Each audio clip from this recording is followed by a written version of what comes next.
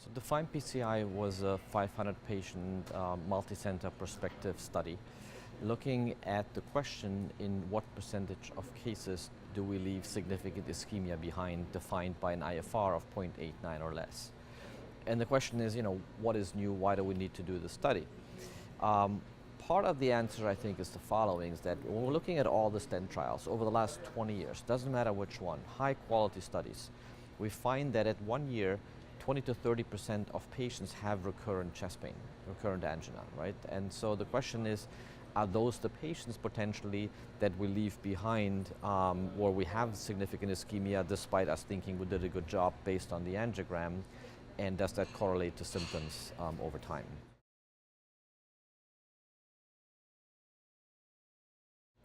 The study design was as follows. We went in and checked a spot IFR in the distal vessel, right, to make sure that there's ischemia in the vessel. And after that, the investigators were told to basically treat the vessel according to standard of care, based on the angiogram, intravascular imaging, however they want to fix it. They basically placed the stents, or they did PCI according to the angiogram and their local customs. When they said they did a good job, they're happy with the result, they would have ended the procedure. We did a blinded IFR at the end and an IFR pullback, which allows us to map out the entire vessel to look for pressure gradients and see if there's any physiologic miss, where on the angiogram it looks okay, but there's actually a pressure step up.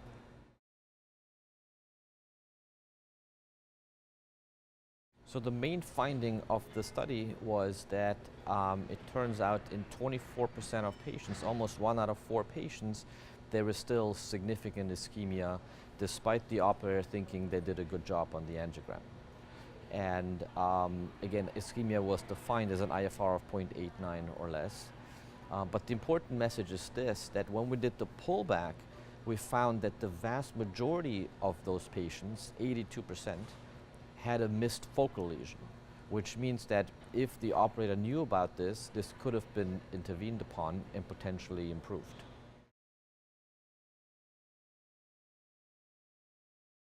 I think it's a little early to to make clinical recommendations at this time. I mean, this is an observational study and we don't even have the follow-up yet.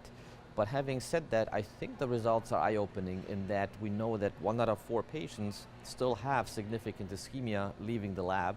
And 2, the vast majority of those could have been treated if we knew about it by either optimizing the stent or placing another stent where there was a physiologic miss. So I think there is a great opportunity to improve outcomes if we employ these type of strategies, in this case IFR pullback, on a routine basis.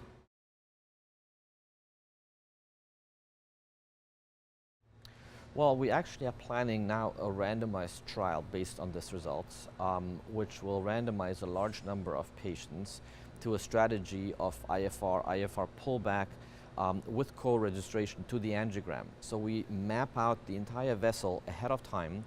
We know exactly where the physiological lesions are, if you will, and then we'll treat all of those versus a standard of care angiographically guided strategy, and we're going to follow these patients out and see if the outcomes are improved when we use a more physiologic type of PCI.